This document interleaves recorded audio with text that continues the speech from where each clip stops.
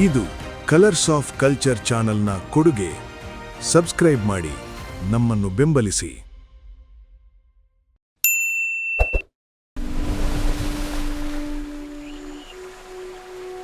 ಅದೊಂದು ದಿನ ಹಚ್ಚ ಹಸಿರಿನ ಅರಣ್ಯದ ನಡುವಿನ ಹಾದಿಯಲ್ಲಿ ಸಜ್ಜನ ಧಾರ್ಮಿಕ ವ್ಯಕ್ತಿಯೊಬ್ಬ ನಡೆದು ಹೋಗುತ್ತಿದ್ದ. ದಾರಿ ಮಧ್ಯೆ ಭಯಾನಕ ದೃಶ್ಯವೊಂದನ್ನು ಕಂಡ. ಬೇಟೆಗಾರರ ಬೋನಿನೊಳಗೆ ಸಿಲುಕಿಕೊಂಡಿದ್ದ ಹುಲಿಯೊಂದು ಅದರಿಂದ ಹೊರಬರಲು ಹರಸಾಹಸ ಮಾಡುತ್ತಿತ್ತು. ಈ ವ್ಯಕ್ತಿಯನ್ನು ಕಂಡ ಹುಲಿ, "ಓ ಸಜ್ಜನನೇ, ದಯವಿಟ್ಟು ನೀನಾದರೂ ನನ್ನನ್ನು ಈ ಬೋನಿಂದ ಬಿಡಿಸು. ಹೆದರಬೇಡ, ನಾನು ನಿನಗೆ ಯಾವುದೇ ಹಾನಿ ಮಾಡುವುದಿಲ್ಲ. ನನ್ನನ್ನು ನಂಬು." ಸದಾ ತನ್ನ ನಡೆ ನುಡಿಗಳಲ್ಲಿ ಶುದ್ಧತೆ ಹಾಗೂ ಪ್ರಾಮಾಣಿಕತೆಯನ್ನು ಕಾಯ್ದುಕೊಂಡಿದ್ದ ಸಜ್ಜನ ಹುಲಿಯ ಮಾತನ್ನು ನಂಬಿದ. ದಯೆಯೇ ಧರ್ಮ ಎಂದು ಭಾವಿಸಿ ಮುಂದೆ ಎದುರಾಗಬಹುದಾಗಿದ್ದ ಅಪಾಯವನ್ನೇ ಮರೆತು ಹುಲಿಯಿದ್ದ ಬೋನನ್ನು ತೆರೆದ. ಬೋನಿಂದ ಹೊರಬಂದ ವ್ಯಾಘ್ರ ತನ್ನನ್ನು ಬೋನಿನಿಂದ ರಕ್ಷಿಸಿದ ಸಜ್ಜನನನ್ನೇ ತಿಂದು ಮುಗಿಸಲು ಮುಂದಾಯಿತು. "ಈಗ ನೀನೇ ನನಗೆ ಆಹಾರ, ಈ ಕ್ಷಣವೇ ನಿನ್ನನ್ನು ತಿಂದು ಮುಗಿಸುವೆ" ಎಂದು ಹುಲಿ ಆರ್ಭಟಿಸಿತು. ಹುಲಿಯ ಆರ್ಭಟಕ್ಕೆ ಸಜ್ಜನ ಬೆದರಿ ಹೋದ. ಅವನ ಹೃದಯ ಕಂಪಿಸಿತು. ಉಪಕಾರ ಮಾಡಿದವನಿಗೆ ಅಪಕಾರವೇ? ನಿನ್ನದು ಇದೆಂಥ ನಡೆ, ಇದೆಂಥ ದ್ರೋಹ! ನೀನು ಮಾಡುತ್ತಿರುವುದು ಸರಿಯೇ ಎಂದು ತಿಳಿದವರ ಬಳಿ ನ್ಯಾಯ ಕೇಳೋಣ. ಇಬ್ಬರು ಸೇರಿ ನ್ಯಾಯ ಕೇಳಲು ಮೊದಲು ಆಲದ ಮರದ ಬಳಿ ಹೋದರು. "ಓ ಮರವೇ, ನೀನಾದರೂ ಈ ಹುಲಿಗೆ ಬುದ್ಧಿ ಹೇಳು. ಬೋನಿನಿಂದ ಬಿಡಿಸಿದ ನನ್ನನ್ನೇ ತಿನ್ನುವೆ ಎನ್ನುತ್ತಿರುವ ಇದರ ನಡೆ ಸರಿಯೇ?"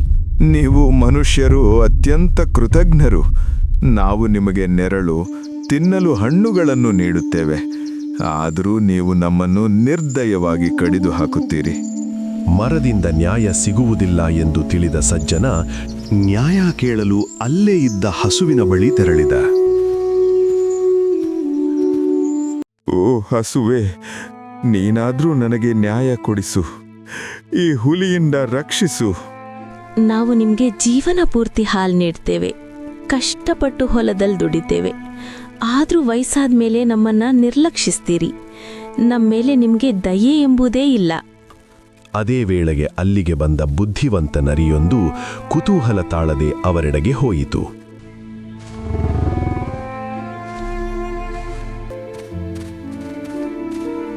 ಜೀವನ ಉಳಿಸಿಕೊಳ್ಳುವ ಕೊನೆಯ ಪ್ರಯತ್ನವಾಗಿ ಸಜ್ಜನ ನರಿಯ ಕಡೆ ತಿರುಗಿ ಹೇಳಿದ, "ನೀನಾದರೂ ನನಗೆ ನ್ಯಾಯ ಕೊಡಿಸಬಾರದೆ?" ಆಗ ನರಿ ಹುಲಿಯನ್ನು ಕುರಿತು ಹೇಳಿತು, "ನೀನು ಬೋನಿನೊಳಗೆ ಹೇಗೆ ಸಿಲುಕಿದೆ ಎಂದು ನನಗೆ ಸ್ವಲ್ಪ ತೋರಿಸಬಹುದೇ?" ನರಿಯ ಮಾತಿನ ಮರ್ಮ ತಿಳಿಯದ ಹುಲಿ ತುಂಬ ಗರ್ವದಿಂದ ತಾನು ಹೇಗೆ ಬೋನಿನೊಳಗೆ ಸಿಲುಕಿದೆ ಎಂಬುದನ್ನು ತೋರಿಸಲು ಮರಳಿ ಬೋನಿನೊಳಗೆ ತೆರಳಿತು.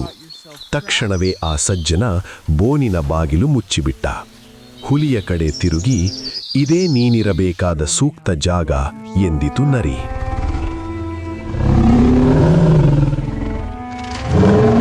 ಕೊನೆಗೂ ಅಪಾಯದಿಂದ ಪಾರಾದ ಖುಷಿಯಲ್ಲಿ ಆ ಸಜ್ಜನ ಮನೆಯೆಡೆಗೆ ಹೆಜ್ಜೆ ಹಾಕಿದ.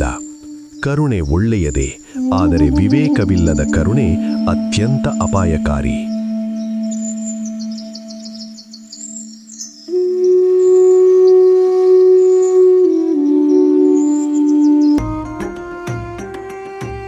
ಇದು ಕಲರ್ಸ್ ಆಫ್ ಕಲ್ಚರ್ ಚಾನೆಲ್ನ ಕೊಡುಗೆ. ಸಬ್ಸ್ಕ್ರೈಬ್ ಮಾಡಿ, ನಮ್ಮನ್ನು ಬೆಂಬಲಿಸಿ.